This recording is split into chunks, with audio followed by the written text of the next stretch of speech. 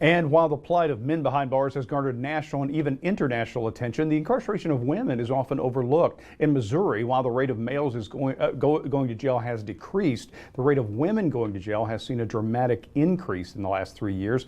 In part 2 of our two-part special, we examine what state and local officials and nonprofits are doing to work together toward a brighter future for women.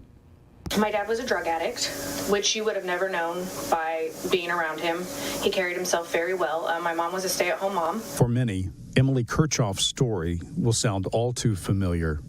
Probably around the age of 12 or 13, my next door neighbor was just a bad influence, and she got me to smoking, cigarettes, drinking.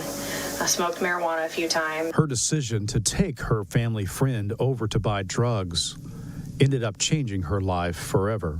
And so he had wanted to buy a large quantity of drugs, and I knew someone who could do it. While Emily waited in the car, the man shot and killed one of the dealers. This and an additional crime committed with trusted friends caused an escalation of her troubles and of her jail time. 12 years and 6 months to the day. And I was that type of person that I was like, okay, I don't care, let's do it. Emily became part of the women's correctional system in the state of Missouri, which as of 2017 was the fastest growing in the nation.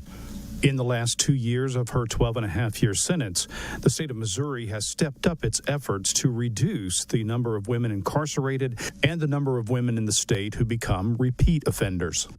It's pretty complex because the issues that affect women in the criminal justice system are pretty different than those affecting men. For example, women are much, much more likely to have experienced trauma.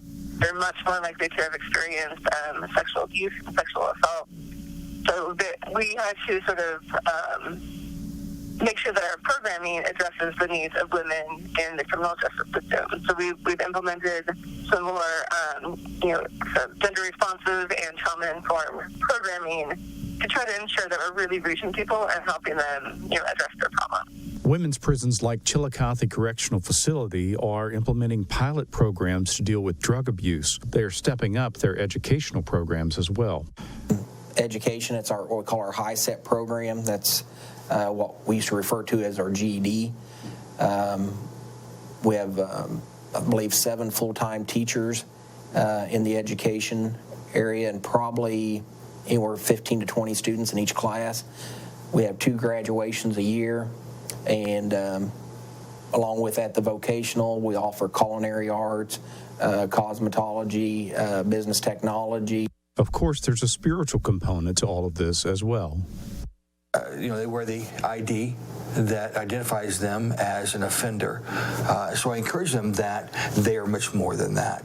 Even with an increasing number of programs available, these women can't do it alone. A support system is very important. Those that have been successful, I would say a good support system has helped them get to that point.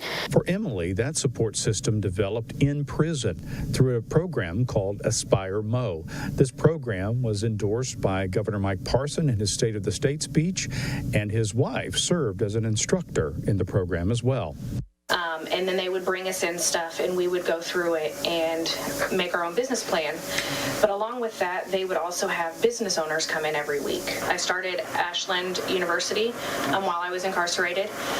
So I've been able, through the help of them, to continue my schooling because I couldn't have afforded a laptop as soon as I got out. They've got me connected with Connections to Success, who has given me business attire for interviews and is now in the process of trying to help me find housing. They are there for support anytime I've needed something. It's too early to assess the raw data about the effectiveness of these programs, but one thing is for sure, the state of Missouri wants stories like Emily's to be told and to be multiplied. About 95% of the women currently incarcerated in Missouri will be released to the public in their lifetime. That means that lowering the rate of incarceration, lowering the recidivism rate, and making sure their children don't end up behind bars is essential not only for the Department of Corrections, but for the community at large and for the future of the state of Missouri. Charles Christian, News Press Now. Be sure to check out the full story in Friday's St. Joseph News Press. And in